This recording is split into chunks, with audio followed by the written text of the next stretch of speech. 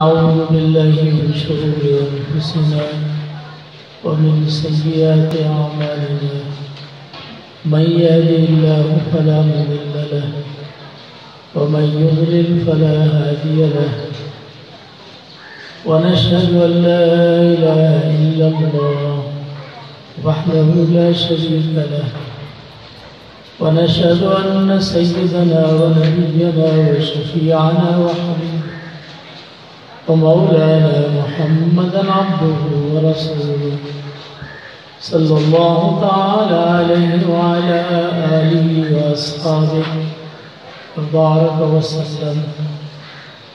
أما بعد فأعوذ بالله من الشيطان الرجيم. بسم الله الرحمن الرحيم. إنا أنزلنا التوراة فيها هدى ونور يحكم بها النبيون الذين أسلموا للذين هادوا والربانيون والأحبار بما استحفظوا من كتاب الله وكانوا عليه شهداء فلا تخشوا الناس واخشوني ولا تشتروا بآياتي ثمنا قليلا ومن لم يحكم بما أنزل الله فأولئك هم الكافرون. صدق الله العظيم. اللهم صل وسلم وبارك على سيدنا ومولانا محمد وعلى آله وصحبه كما تحب وترضى عدد ما تحب وترضى.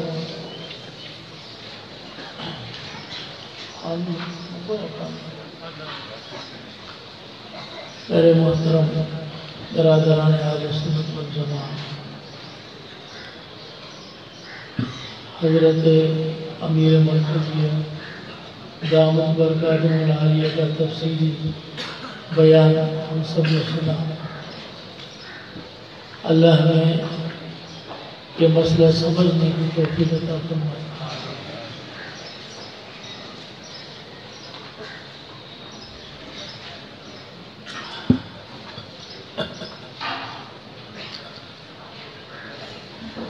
میں مختصر گزارش کرتا ہوں، دھیان توجہ سے.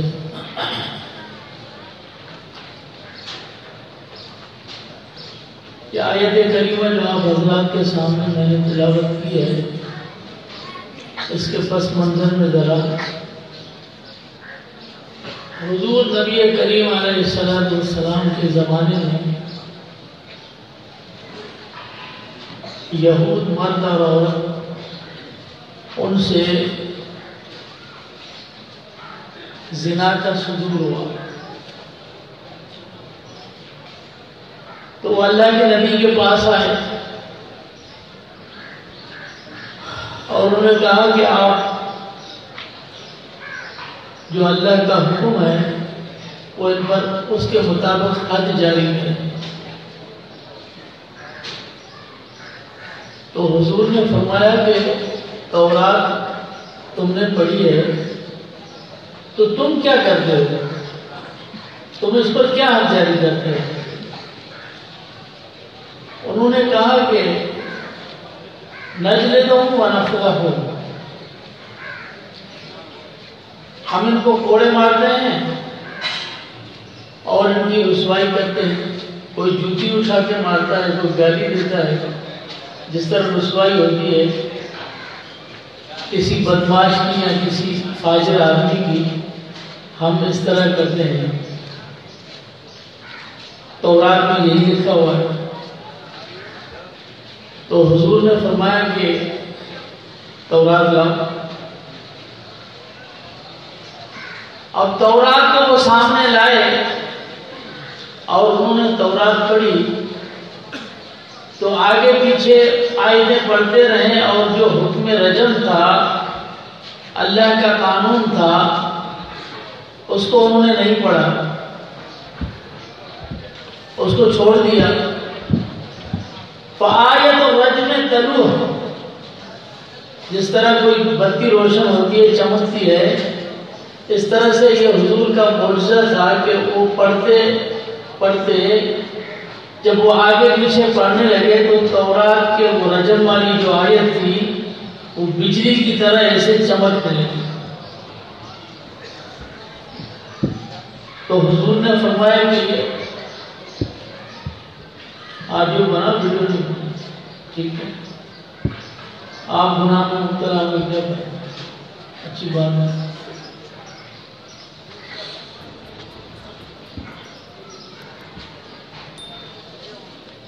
تو اللہ جل شانہ نے آیت نازل فرمائی. اب ایک یہ آیت ہے اور اس رکوع کے آخر میں وَكَيْفَ يُحَكِّمُونَكَ وَعِندَهُمُ التَّوْرَاةُ فِيهَا حُكْمُ اللَّهِ ثُمَّ يَتَوَلَّوْنَ مِن بَعْدِ ذَلِكَ وَمَا أُولَٰئِكَ بِالْمُؤْمِنِينَ. اللہ فرماتے ہیں یہ آپ کے پاس فیصلہ لے کر آتے ہیں، ان کے پاس تورات ہے، اس کے اندر اللہ کا حکم رجم کا موجود ہے. ہاں، اب اس سے آپ کو ایک چیز سمجھانا مقصود ہے، وہ کیا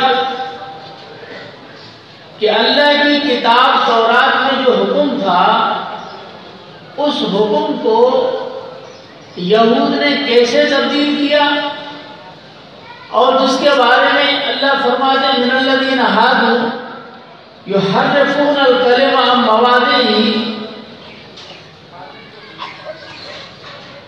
جو تورات کے کلمات کو اور آیات کو آگے پیچھے کرتے تھے اور تحریف کرتے تھے.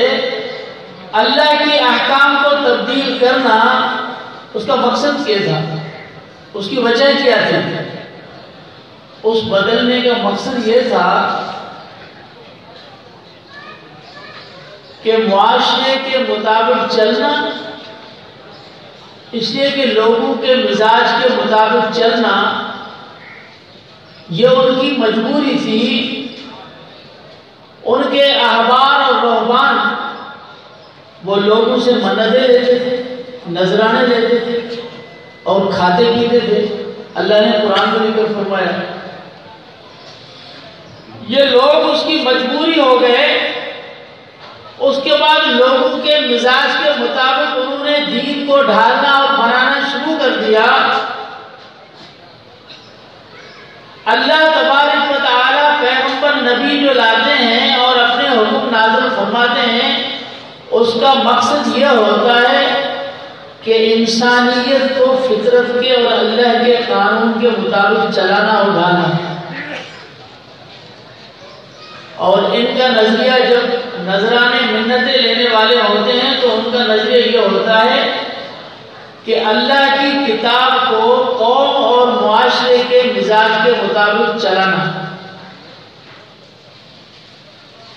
اب تورات کے بعد امام الانبیاء رحمۃ اللہ علیہ صلی اللہ علیہ وسلم آئے. تورات انجیل کے بعد حضور کا زمانہ آیا. اب جب اللہ کے کلام کی باری آئی اور وہی معاشرہ وہی زمانہ آیا کہ جو جس کا کھاتا ہے اس کے مزاج کے مطابق ہر چیز کو ڈھالنے کی کوشش کرتا ہے اور اس کے ہر عمل کو جائز بنانے کی کوشش کرتا ہے. تو پھر قرآن کے ماننے والے اور حضور کی امتیوں میں سے بھی کچھ ایسے تھے جنہوں نے کچھ اس طرح کا عمل کیا.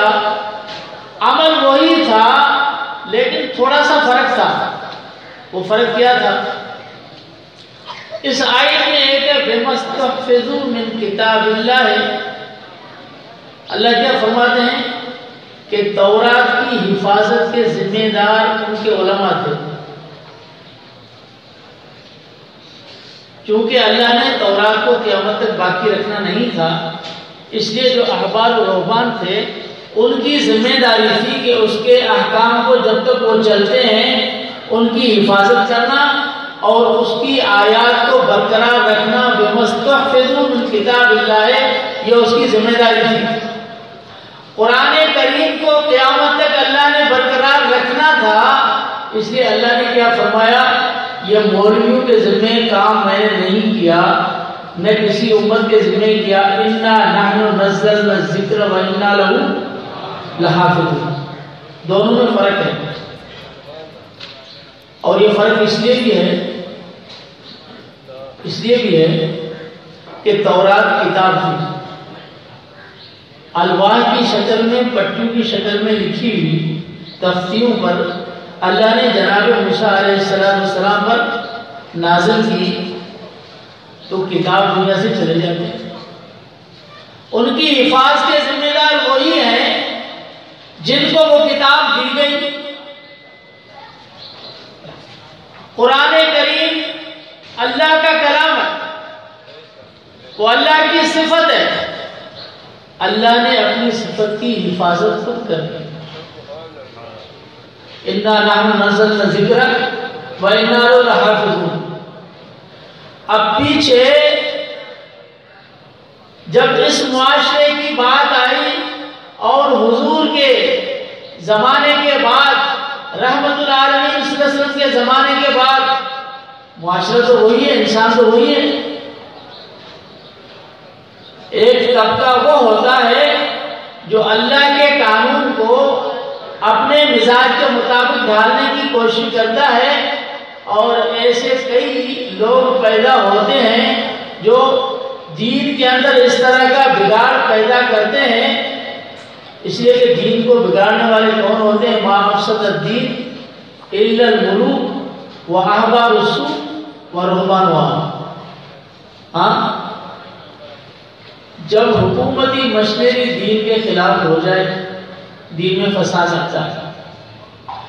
جب علماء کھانے پینے کے اوپر لگ جائیں اور اپنے معاش اور پیٹ کا مسئلہ بنائیں اور دین کو نظر انداز کر دیں، تو پھر دین کے اندر فساد اور بگاڑ آتا ہے۔ جب خانقاہوں والے گدی نشین اور مسند پر بیٹھ کر نذرانے اور منتیں وصول کرتے رہیں اور ان کو کسی اور چیز کی پرواہ نہ ہو، تو اس وقت دین میں بگاڑ آتا ہے۔ دین کو بگاڑنے والے یہ 3 اشخاص ہیں اور 3 افراد ہیں، یہ 3 قسم کے لوگ جو دین کے اندر بگاڑ پیدا کرتے ہیں۔ تو پھر جب عوام الناس کا مزاج تو وہی ہوا، جب انسان اپنے معاش کی وجہ سے، اپنے پیٹ کی وجہ سے تعلیم بدلتا ہے، اللہ کے نظام کو چھوڑتا ہے اور اپنے پیٹ کو مقصود زندگی سمجھتا ہے اور اسی کو مطمع نظر بناتا ہے، تو پھر انسان کا نظریہ یہ ہوتا ہے کہ میں آفاقی احکام کو، جس طرح ہمارے ہاں قرآن کریم ہے، ان کے ہاں تورات تھی، ان کو اپنے مطابق بنانے کی پیش کروں۔ اب صورت تو وہی ہے جو یہود نے کی، لیکن ان کو طاقت تھی کہ وہ خود کتاب کے ذمہ دار تھے، تورات تھے، تو انہوں نے کیا کیا کہ آیتیں بدل ڈالی، ادھر کی ادھر کر لی، ادھر کی ادھر کر لی، یحرفون الکلم عن مواضعہ، آگے پیچھے کر دیا، تعریف کر دی۔ لیکن قرآن کریم تو اللہ کا کلام ہے جس کی حفاظت اللہ کرنے والے الفاظ کو بدل نہیں سکے۔ اب ان کی معنی کو تبدیل کرنے لگے اور احکامات کی سمجھ کو تبدیل کرنے لگے اور پوری تاریخ کا نقشہ الٹا دیا گیا۔ اب یہ کوشش ہے اس لیے کہ قرآن کریم کے الفاظ کے اندر کسی کو گنجائش نہیں کہ زیر زبر کا بھی کوئی فرق لا سکے، اس وجہ سے انہوں نے یہ تعریف معنوی شروع کر دی۔ وہی لوگ کرنے والے وہی لوگ ہیں جن کی سیاہی اور جن کے کاغذ اور جن کے قلم ان کے آقاؤں کے پیسوں سے ہوتے ہیں، اپنی جیب سے نہیں ہوتے۔ یہ وہی ہیں جو ان کے لیے کام کرتے ہیں اور لکھتے ہیں۔ اس آیت میں اللہ نے فیصلہ کیا فرمایا؟ اللہ فرماتے ہیں کہ انسان کو میں نے عقل دی ہے۔ اللہ نے انسان کو کیا دیا؟ عقل دی ہے۔ اللہ نے کہیں بھی نہیں لکھا کہ انسان کو میں نے حکم کی طاقت دی، کہیں نہیں لکھا۔ حکم کی طاقت کس کے پاس ہے؟ اللہ کے پاس ہے۔ ہاں، ان الحکم الا للہ۔ انا انزلنا التوراۃ فیہا ھدی ونور یحکم بہا النبیون الذین اسلموا للذین ھادوا والربانیون والاحبار۔ اللہ فرماتے ہیں کہ جب فیصلہ کرتے تھے وہ احبار کرتے تھے، ربانی کرتے تھے، علماء کرتے تھے، یا انبیاء کرام علیہ السلام فیصلہ کرتے تھے، تو اسی تورات سے فیصلہ کرتے تھے جو ہدایت اور نور تھا، روشنی تھی، فیصلہ کرنے والے وہ تھے۔ یعنی اللہ تبارک و تعالیٰ نے جو اپنے زمانے، نبیوں کے زمانے میں جو کتاب دی، وہاں جو پارلیمنٹ بنی تھی، اس پارلیمنٹ کے ممبر انبیاء کرام اور ربانی علماء اور احبار دین کا علم رکھنے والے، یہ اس کی پارلیمنٹ میں تھے۔ تو فیصلہ ہوتا تھا اللہ کی کتاب سے۔ قرآن کریم بھی ایسے ہی ہے۔ قرآن کریم اپنے اندر حکم رکھتا ہے، اللہ کے حکم کا مجموعہ ہے، حکم کی طاقت اللہ کے پاس ہے، انسان کو اللہ نے عقل دی ہے۔ اب عجیب بات ہے کہ وہ انسان آزادی کی بات کرتا ہے جس کے اندر عقل رکھی ہوئی ہے۔ عقل کی معنی باندھنا، عقل کے لفظ میں آزادی نہیں ہے۔ اگر عقل کے لفظ میں آزادی ہو، جو ساری دنیا کے حیوانات سے انسان کو ممتاز بناتی ہے چیز، وہ انسانی عقل ہے کہ ساری دنیا کے حیوانات سے انسان کو جداگانہ حیثیت دیتی ہے، وہ عقل ہے۔ اور عقل کی معنی آزادی نہیں ہے، بلکہ عقل کی معنی کسی کے پاؤں کو باندھنا۔ آپ لغت کھول کے دیکھیں، اگر عقل کی معنی یہ ہے کہ آزاد چھوڑا جائے تو پھر انسان آزاد ہے۔ اگر عقل آتے ہی اس کی معنی یہی ہے کہ پاؤں کا باندھ جانا، تو یہ انسان آزاد کیسے ہوتا ہے؟ اب باندھنے کا مقصد کیا ہوتا ہے کہ اللہ نے جس کو عقل دی ہے انسان کو، اس کے اندر دو سلسلے رکھے ہیں، ایک خیر کا سلسلہ ہے اور ایک شر کا سلسلہ ہے۔ تو دنیا کے نظام کو چلانے کے لیے یہ لازم ہے، یا کسی بھی نظام کو چلانے کے لیے، چاہے وہ گھر کا نظام ہو، چاہے بازار کا نظام ہو، چاہے معاشرے کا نظام ہو، چاہے حکومتی نظام ہو، اس کو چلانے کے لیے یہ ضروری ہے کہ شر کے سلسلے کو روکا جائے اور خیر کے سلسلے کو چھوڑا جائے۔ شر کے سلسلے کو روکا جائے اور خیر کے سلسلے کو چھوڑا جائے۔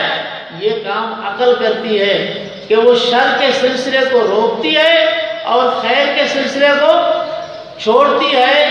عقل نام ہی اس چیز کا ہے اور عقل کا کام یہی ہے۔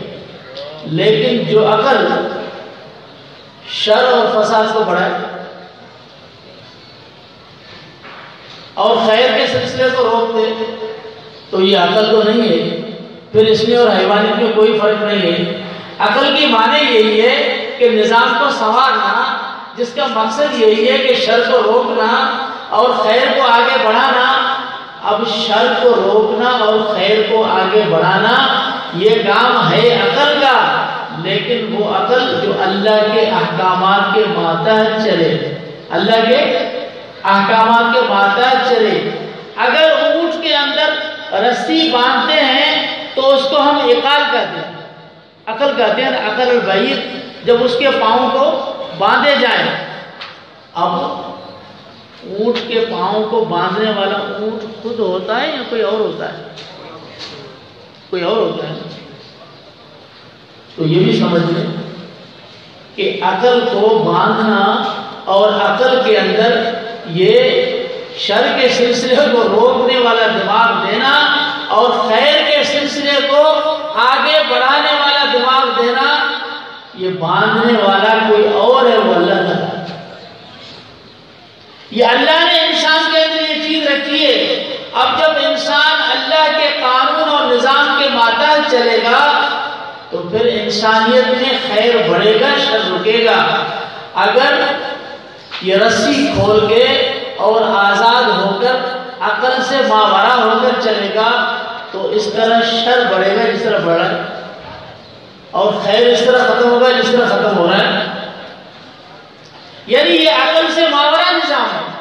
عقل اسی کو کہتے ہیں جو اللہ کے حکم کے تابع اور ماتحت ہو کر چلے دوسرے لفظوں میں یہ سمجھنا چاہیے کہ اگر عقل کو وحی الہی کی ٹریک نہیں ہے تو وہ عقل بیکار ہے. جب تک وحی الہی کی اس کو ٹریک ہے، اللہ تبارک و تعالیٰ کی وحی الہی کی اس کو مدد ہے تو وہ عقل صحیح سمت میں کام کرے گی. اگر وحی الہی نہیں ہے تو وہ صحیح سمت میں کام نہیں کرے گی. اس لیے عقل کو صحیح سلسلے بنانے کے لیے اللہ نے دو چیزیں بھیجی. دو چیزیں کیا؟ ایک کتاب اور ایک رجال، شخصیت. ایک کتاب ہے جو ہمارے یہاں قرآن کی شکل میں، اور ایک شخصیت جو حضور رحمت اللہ علیہ صلی اللہ علیہ وسلم کی صورت میں. اب یہود و نصارہ ان کے نظریات کیا تھے؟ یہود کو تورات جب الواح اور پٹیوں کے شکل میں ملی تو انہوں نے کہا کہ ہمارے لیے تو تورات نازل ہوئی ہے نا، ہمارے لیے عمل کرنے کے لیے تورات نازل ہوئی ہے، تو ہمیں شخصیت کی کیا ضرورت ہے؟ ہمیں حضرت موسیٰ کی کیا ضرورت ہے؟ ہمیں اپنے دین پر چلنے کے لیے تورات ہے، کتاب ہے، اللہ نے کتاب نازل کی ہے، تو شخصیت سے ہمارا کیا واسطہ؟ اس نظریے نے یہود کو یہاں تک پہنچایا کہ اس نے شخصیت سے انہوں نے دستبرداری کی اور کتاب کو اپنے ہاتھ میں لے لیا. اس نظریے نے اس کو یہاں تک پہنچایا کہ انہوں نے نبیوں کو قتل کیا، اس لیے کہ شخصیت کی آگے ان کے یہاں نہیں رہی اور کتاب کو اپنے ہاتھ میں لے لیا. اب کتاب بغیر شخصیت کے ان کو اتنا بے ادب بنایا اور یہاں تک وہ چلے گئے کہ وہ انبیاء کے قاتل بنے. اور نصارہ نے کیا کہا؟ نصارہ نے کہا کہ حضرت عیسیٰ علیہ السلام اس کی اتنی بڑی حیثیت ہے، بس سلام علیہ یوم اموت و یوم ابعث حیا. حضرت عیسیٰ علیہ السلام پیدائش سے اللہ نے نبوت عطا فرمائی. حضرت عیسیٰ علیہ السلام کی شخصیت، وہ چونکہ مسیح تھے اور اپنے زمانے کے ایسے شخص جو دنیا میں جس کے معجزات ایسے ظاہر تھے اس زمانے میں، جیسے کسی نبی کے اتنے ظاہر معجزے حضور سے پہلے وہ حضرت عیسیٰ علیہ السلام کے تھے، جو عام انسان بھی اس کو جانتے اور پہچانتے تھے. تو انہوں نے کہا اتنی بڑی شخصیت ہمارے سامنے ہے تو ہمیں کتاب کی کیا ضرورت ہے؟ انہوں نے شخصیت کو لے لیا اور کتاب کو چھوڑ دیا. اب دیکھ لیں کہ دونوں چیزیں ضروری ہے. جنہوں نے شخصیت کو چھوڑا ان کا کیا حشر ہوا، اور جنہوں نے کتاب کو چھوڑا ان کا کیا حشر ہوا. جنہوں نے شخصیت کو چھوڑا وہ نبیوں کے قاتل بنے، اور عیسائی نے کتاب کو چھوڑا، انہوں نے کہا ہمیں انجیل کی کیا ضرورت ہے، ہمارے پاس شخصیت ہے حضرت عیسیٰ علیہ السلام، تو ہم کتاب کو کیا کریں گے؟ جب کتاب کو چھوڑا تو کتاب اللہ فرماتے ہیں ہدایت اور روشنی ہوتا ہے، وہ نور ہوتا ہے. تو جب ایک شخصیت کو اپنے سامنے رکھا تو اس شخصیت میں ایسے غلو کرتے گئے یہاں تک کہ اس کو ابن اللہ بنا. کیا کہا؟ اللہ کا بیٹا بنا دیا. اور انہوں نے الہیت اور الوہیت کے شعبے میں حضرت عیسیٰ علیہ السلام کو ثالث و ثلاثہ بنا دیا. 3 شعبے بنائے، اقانیم ثلاثہ، اور اقانیم ثلاثہ سے ایک شعبہ جناب عیسیٰ علیہ السلام کا بنا دیا. بعض نے یہ کہا اور بعض نے کہا کہ خود خدا ہے، بعض نے کہا ابن اللہ ہے. یعنی یہ غلو کرتے کیوں کہ کتاب کو چھوڑا. تو ابھی آپ دیکھیں گے جس نے کتاب کو چھوڑا، اللہ کی کلام کو چھوڑا، وہ غلو کرتے اتنے بڑھ گئے کہ انہوں نے امام الانبیاء رحمت اللہ علیہ جناب نبی کریم علیہ السلام کی ذات اقدس کو اللہ سے ملا دیا. اور جنہوں نے شخصیت کو چھوڑا انہوں نے کہا کہ حسبنا کتاب اللہ، ہمارے پاس اللہ کی کتاب ہے، ہمیں شخصیت کی کیا ضرورت ہے؟ جب قرآن موجود ہے تو شخصیت کی ضرورت کیا ہے؟ قد جاءکم من اللہ نور و کتاب مبین،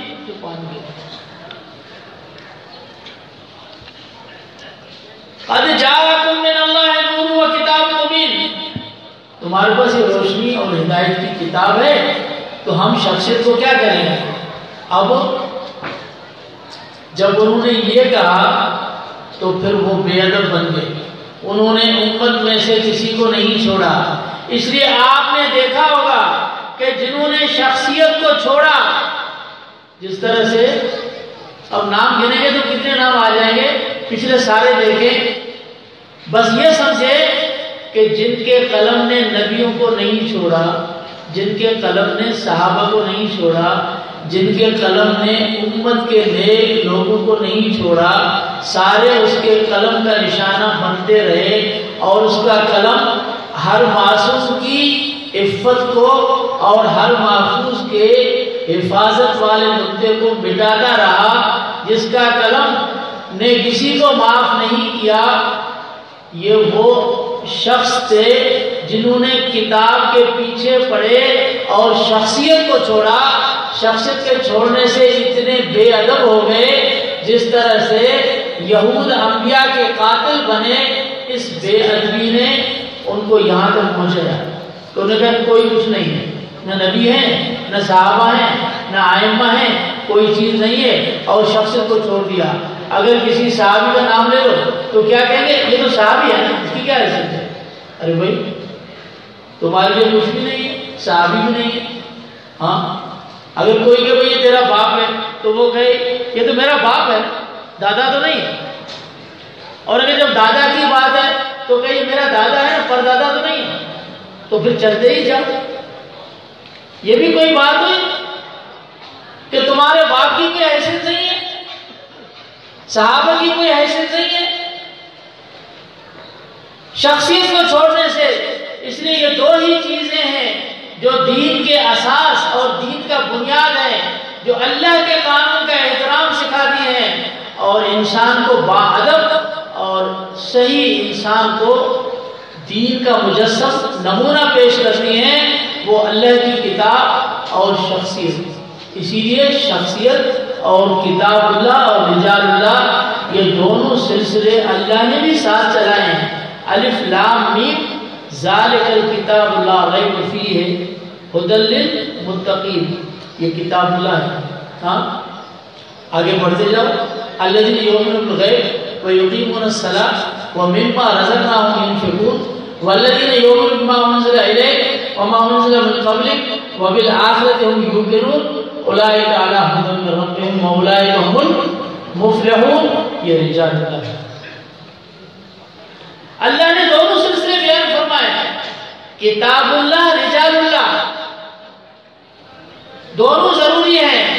اسی لیے امام ابو زرع رازی رحمہ اللہ وہ فرماتے ہیں اذا رأیتم الذین ینقصون اصحاب محمد صلی اللہ علیہ وسلم فاعلموا انہ زندیق، جب تم کسی ایسی شخص کو دیکھو کہ وہ حضور کے صحابہ کی تنقیص بیان کرتے ہیں اور حضور کے صحابہ پر کوئی عیب لگاتے ہیں، اس کے لیے سب کو شتم کرتے ہیں، تو تم یہ یقین کر لو کہ یہ زندیق ہے۔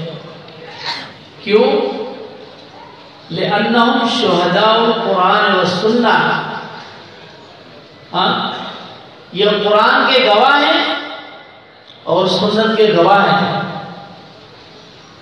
ہمارے پاس جو دین پہنچا وہ قرآن سے پہنچا اور حضور کی سنت سے پہنچا، حضور کی شخصیت سے پہنچا۔ قرآن مجید کے اور حضور کی شخصیت کے گواہ کون ہیں؟ صحابہ ہیں۔ تو یہ لوگ ان عادل گواہوں کو، جن کو اللہ نے عادل قرار دیا ہے، ان عادل گواہوں کو مجروح کر کے تمہارے سارے اس قرآن و سنت سے اعتماد ہٹانا چاہتے ہیں، تمہارے گواہوں کو ختم کرنا چاہتے ہیں، تو جو تمہارے گواہوں کو مجروح کرے تو تم کیا سمجھتے؟ یہ تو اللہ کے گواہوں کو مجروح کر رہے ہیں، جو قرآن و سنت کے گواہ ہیں، جو حضور کی شخصیت کے گواہ ہیں، یہ ان کو ختم کر رہے ہیں۔ تو پھر سمجھو کہ یہ زندگی ہے، یہ تو ہمارا ایمان ختم کر رہا ہے، ہمارا باطن ختم کر رہا ہے۔ یہ تو نہیں ہے کہ صحابہ کرام رضی اللہ تعالیٰ اجمعین ان کا ذکر تاریخ میں آیا ہے اس لیے ہمارے وہ بڑے آدمی بن گئے ہیں۔ جب انسان دنیا میں آتا ہے، جب اللہ کے نبی دنیا میں آئے تو تاریخ تو بعد میں بنی ہے۔ کوئی بھی شخص دنیا میں آتا ہے، کوئی واقعہ ہوتا ہے، اس کے جانے کے بعد اس کی تاریخ بنتی ہے۔ اس کے زمانے میں تاریخ نہیں بنتی، تاریخ تو بعد میں بنتی ہے۔ تو تاریخ سے ایک چیز کی اہمیت کے ثابت ہونے کا مقصد یہ ہے کہ جس زمانے میں وہ شخصیات کی محترم نہیں تھی اور جب تاریخ بنی پھر محترم ہو گئے۔ یہ بھی کوئی عقل کی بات ہے؟ ہم کہتے ہیں کہ صحابہ کرام رضی اللہ تعالیٰ اجمعین کی شخصیات تاریخی نہیں، مذہبی حیثیت ہے، قرآنی رجال ہیں۔ ہم اس لیے مانتے ہیں کہ وہ اللہ کے قرآن نے صحابہ کی عظمت بیان کی ہے، اللہ کے قرآن میں ہم تو اس لیے مانتے ہیں، ہم تاریخ سے تھوڑی مانتے ہیں۔ تاریخی شخصیات نہیں، وہ قرآنی رجال ہیں اور قرآن کے عینی گواہ، حضور کی سنت کے عینی گواہ۔ حضور رحمت اللہ علیہ صلی اللہ علیہ وسلم کی سیرت طیبہ کیا، آپ صلی اللہ علیہ وسلم کے وجود اطہر جسد مقدس، اس کے خد و خال، قد و قامت، اٹھنا بیٹھنا، مسکرانا، چہرے کی کیفیات ہم تک کس نے پہنچائی؟ صحابہ نے۔ کہ جب حضور تبسم فرماتے تھے تو چہرے کی کیا کیفیت ہوتی تھی، اور جب حضور حالت غضب میں ہوتے تھے تو چہرے کی کیا کیفیت ہوتی تھی، یہ تو صحابہ نے ہم تک پہنچائی ہے۔ وَإِذَا تَبَسَّمَ رُؤِيَ كَالنُّورِ يَخْرُجُ مِنْ بَيْنِ ثَنَايَاهُ۔ جب آپ تبسم فرماتے تو صحابہ فرماتے ہم دیکھتے کہ گویا کہ دندان مبارک کے فاصلوں سے نور کی شعاعیں نکل رہی ہیں۔ فَإِذَا غَضِبَ احْمَرَّ وَجْهُهُ، اور جب حضور اللہ کے لیے غصہ فرماتے اور غضب کرتے تو ہم دیکھتے چہرہ مبارک سرخ ہوتا، کأنما عصر فی وجہ الرمان، گویا کہ انار وہ حضور کے چہرے انور میں نچوڑا گیا۔ یہ کیفیات صحابہ نے بیان کی، حضور کی سیرت، حضور کی زندگی، چلنا اٹھنا بیٹھنا، یہ تو صحابہ نے بیان کیا۔ تو آج کیا کہا جا رہا ہے؟ آج بھی وہی جو دوسروں کی مزدوری کرتے ہیں اور دوسروں کے پیسوں سے، اپنے آقاؤں کے رقم سے قلم اور کاغذ اور کاپیاں اور پینسل لے کر یہ اسلام کی تاریخ پر اور قرآن کریم کے احکامات پر اپنے قلم پھیرنے کی کوشش کرتے ہیں، ان کو پتہ نہیں ہے کہ صحابہ اور اس کے بعد آنے والے جو ائمہ کرام اور دین کے محافظین اور علماء صلحاء، ان کی تاریخ اگر دیکھنی ہے تو تاریخ کے صفحات پر سیاہی نہیں ہے، ان کے خون کے رنگین اور سنہرے خوشبودار نشان لگے ہوئے، ان کو آپ نہیں مٹا سکتے۔ اور یہ قرآن اللہ کا کلام ہے، اس کو نہیں مٹا سکتے۔ اللہ ہر 100 سال کے بعد امت سے انفرادی یا اجتماعی وہ تجدیدی کارنامہ کرواتے ہیں کہ جن کی بدولت ان تمام لٹیروں کی لوٹ مار اللہ ختم فرماتے ہیں اور ان کی کوئی حیثیت نہیں ہوتی۔ یہ تمہارا سارا کارنامہ یہ ردی کی ٹوکری میں جائے گا، لیکن یہ بھی سمجھ لو اگر تمہاری اس تحریک سے عالم کفر نے یا کسی نے بھی کوئی استدلال کر کے اور کوئی امت کے تقدس کو یا قرآن کریم کے احکامات کو بدل ڈالا یا اسلامی شاعر کے تقدس کو پامال کیا تو پھر سمجھ لو اس تحریف کے اندر تمہارا بھی ہاتھ ہے اور تم کبھی اس سے دستبردار نہیں ہو سکتے، اور پھر اللہ کے سامنے اس کے جواب دے ہوں گے کہ تم کیا کر رہے ہیں۔ جو تعریف کے اندر تعریف کرتے ہیں، سب سے بڑی تعریف کیا ہے؟ مثلا کوئی یہ کہے، ہاں پوری تعریف تو پانی پھیرے اور یہ کہے کہ بیت المقدس پر تولیت مسلمانوں کی نہیں ہے بلکہ کس کی ہے؟ یہود کی ہے، اس لیے کہ یہود کا قبلہ ہے۔ ہاں تو بھی قبلے کی طرف منہ کر کے کوئی عبادت کرے۔ اگر مجھے جہلمی جامع مسجد کی طرف منہ کر کے نماز پڑھنا ہے تو میں جہاں بھی منہ کر کے نماز پڑھوں، میں اس کا والی بنوں پھر میں منہ کر کے نماز پڑھوں گیا؟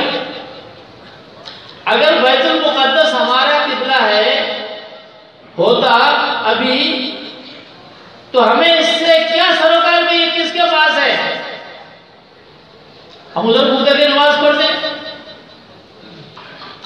ابھی بیت اللہ شریف پاکستانی کے ہاتھ میں ہے کیا؟ پاکستان والوں کے ہاتھ میں ہے کیا بیت اللہ شریف کی ولایت تمہارے پاس ہے؟ تو تم منہ کر کے نماز نہیں پڑھتے؟ تو یہودیوں کو کرتے رہو۔ تولیت کا کیا مطلب؟ نماز تو ہم پڑھتے ہیں، جب نماز ہم پڑھتے ہیں تو جناب فاروق اعظم رضی اللہ تعالیٰ عنہ نے بیت المقدس کو فتح کیوں کیا؟ یہودی کو کیوں نکالا؟ علیکم بسنتی وسنت الخلفاء الراشدین المہدیین، جس کے ہاتھ کو حضور فرماتے ہیں کہ میرا ہاتھ ہے، اور جس کے بارے میں اللہ فرماتے ہیں لِيُظْهِرَهُ عَلَى الدِّينِ كُلِّهِ، اللہ اس دین کو دنیا میں غلبہ دے گا۔ غلبے کی شکل میں سب متفق ہے کہ جناب فاروق اعظم رضی اللہ تعالیٰ عنہ کی فتوحات میں اللہ نے اس پیشن گوئی کو پورا فرمایا۔ حضور کے زمانے کے بعد اس پیشن گوئی کو اللہ نے جناب فاروق اعظم رضی اللہ تعالیٰ عنہ کی فتوحات سے پورا فرمایا۔ تو پھر فاروق اعظم کے فتوحات میں تو بیت المقدس بھی ہے، تو اس کا مقصد اس غلطی کی نسبت اس زمانے کے مسلمانوں کی طرف نہیں جاتی، مسلمان تو دستبردار ہو جاتے ہیں، لیکن اس غلطی کی نسبت جناب فاروق اعظم کی طرف جاتی ہے۔ نعوذ باللہ، جس کو اللہ نے غلبہ قرار دیا، جس کی فتح کو ہم حضور کی فتح سمجھتے ہیں۔ ہاں جب حضور نے فرمایا حضرت سراقہ کو کیف بذل اذا لبست سوار کسرا، تمہارا کیا حال میں دیکھ رہا ہوں کہ تمہارے ہاتھوں میں کسرا کے کنگن پہنے ہوئے ہیں۔ تو سراقہ کے ہاتھ میں کسرا کے کنگن کس نے پہنا ہے؟ فاروق اعظم رضی اللہ تعالیٰ عنہ۔ حضور نے فرمایا ہلک کسرا فلا کسرا بعدہ ولا یہلکن قیصر فلا قیصر بعدہ، کسرا ہلاک ہوا، آج کے بعد کوئی کسرا نہیں آئے گا، قیصر بھی قریب ہلاک ہوگا، اس کے بعد قیصر اور روم یہ بھی ختم ہو جائے گا۔ یہ دونوں ختم ہوئے، جناب فاروق اعظم رضی اللہ تعالیٰ عنہ کا زمانہ ہے جس میں حضور کی پیشن گوئیاں پوری ہوئی۔ تو کیا مقصد کہ حضور کی پیشن گوئیاں پوری ہوں اور ہم اسے کہیں کہ اسلام نے یہ غلط کام کیا؟ انبیاء کرام علیہ السلام کا قبلہ ہے اور نبیوں کی مسکن اور مدفن ہے، اور جب یہود نبیوں کے قاتل ہوئے تو آپ بتاؤ قاتل کو، جس کو قتل کیا اس کو ورثہ دیا جاتا ہے؟ یہ مسئلہ صاف کرو کہ قاتل کو کبھی ورثہ ملتا ہے؟ اسے بیت المقدس کے محافظ مسلمان، یہود اپنے نبیوں کے قاتل ہیں، ان نبیوں سے ان کو ورثہ نہیں مل سکتا۔ اگر ملتا ہے تو اس دین کو ملتا ہے جس نے سارے نبیوں کو اپنایا اور جس نبی نے سارے نبیوں کا اکرام سمجھایا، سارے نبیوں کی عزت ہمیں سمجھائی۔ حضور فرماتے ہیں کہ ایک شیطان نے میرے اوپر کل حملہ کیا، پھر میرا ارادہ ہوا کہ میں اس کو مسجد نبوی کے کسی ستون سے باندھ لوں، فارغ عربیت ہوں بساریۃ من سوا المسجد فذکرت دعوت اخی سلیمان رب حب لی ملکا لا ینبغی لأحد من بعدی فترکتہ ورد اللہ خاسیہ. حضور فرماتے ہیں اس وقت مجھے اپنے بھائی سلیمان کی دعا یاد آئی کہ اس نے کہا تھا اللہ مجھے ایسی حکومت دو جو میرے بعد کسی کو ایسی حکومت لائق نہ ہو. تو اس کی جنات پر حکومت تھی اس لیے میں نے اس کو چھوڑ دیا کہ جو حکومت اللہ نے میرے بھائی سلیمان علیہ السلام کو دی. نبیوں کی عزت کرنے والے کون؟ حضور ہیں, حضور کے صحابہ ہیں, حضور کی امت ہیں.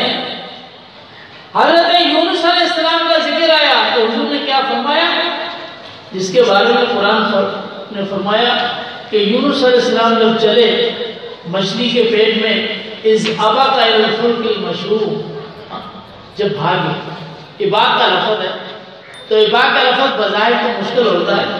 اللہ کے نبی نے کیا فرمایا, فرماتے ہیں لا تقولوا انا خیر من یونس بن متى, یہ مت کہو کہ میں یونس سے زیادہ بہتر, یہ مت کہو. اللہ کے نبی ہیں. لا تخیرونی من بین الانبیاء,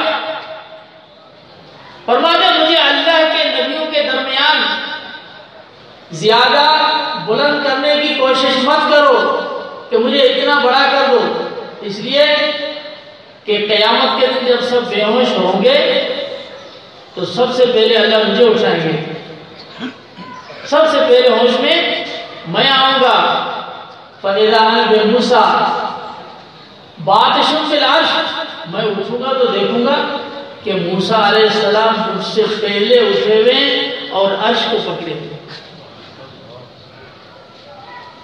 فرماتے ہیں اب اللہ کے علم میں یہ چیز ہے کہ مجھ سے پہلے اٹھ گئے یا سارے بے ہوش ہوئے, اس میں حضرت موسیٰ بے ہوش ہی نہیں ہوئے, اس لیے کہ وہ دنیا میں ایک مرتبہ طور پر بے ہوش ہو گئے.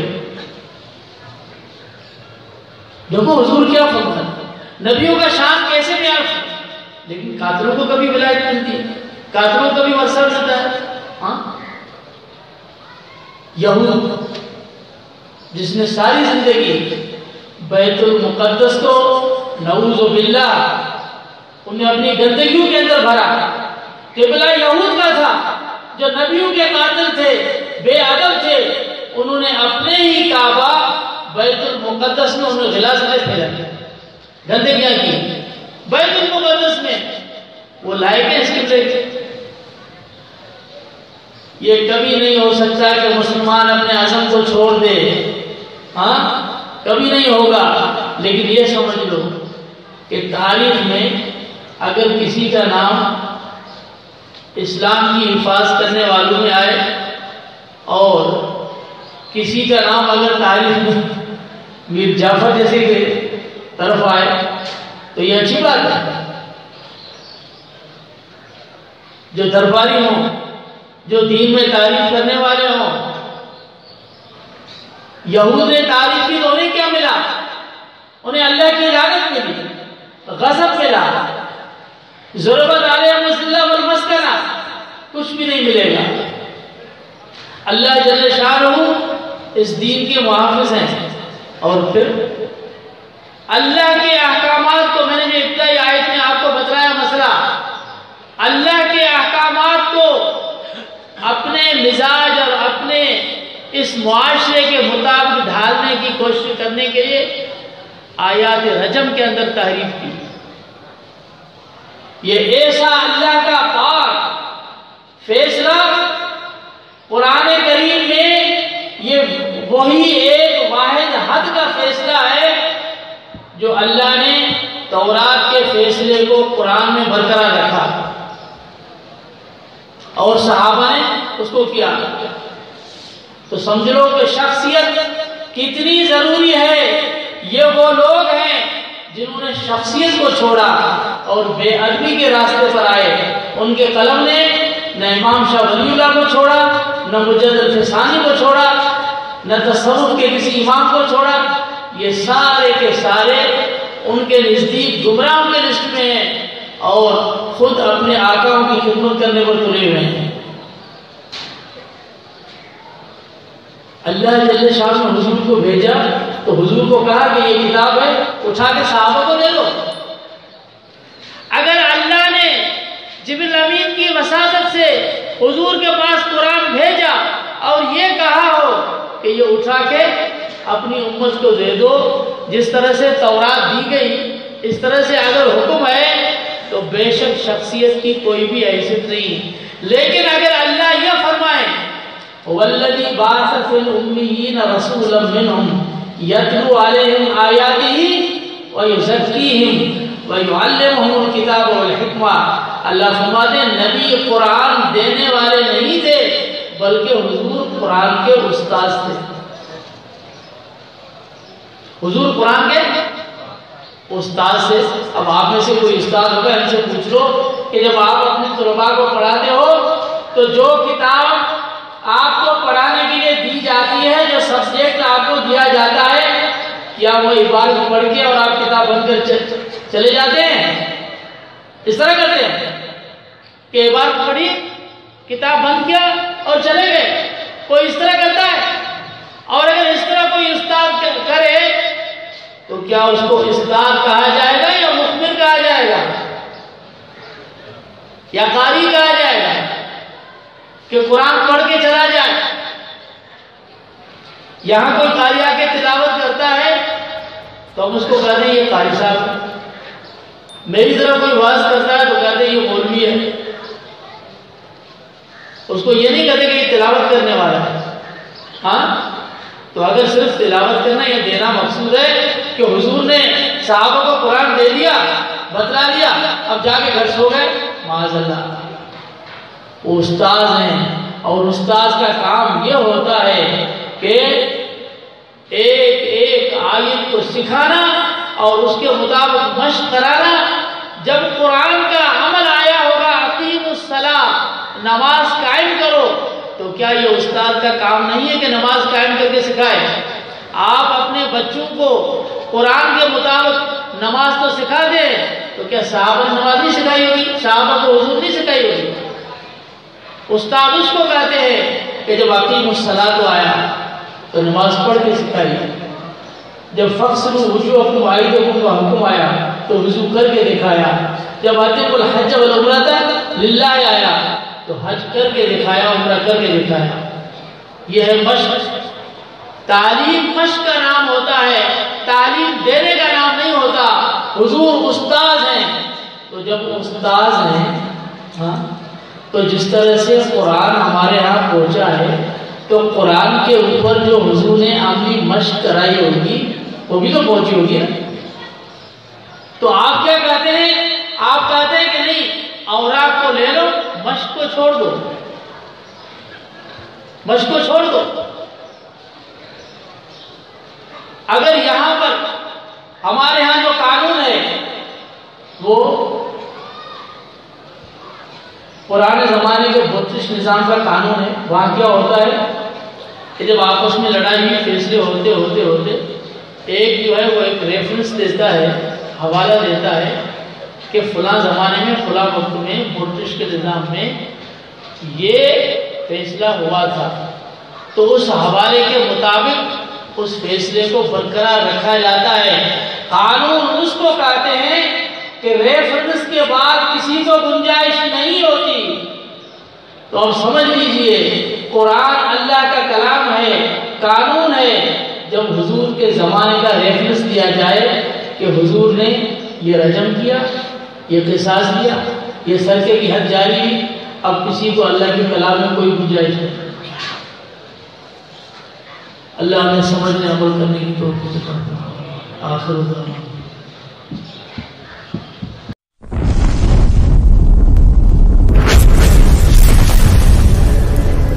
subscribe my YouTube channel.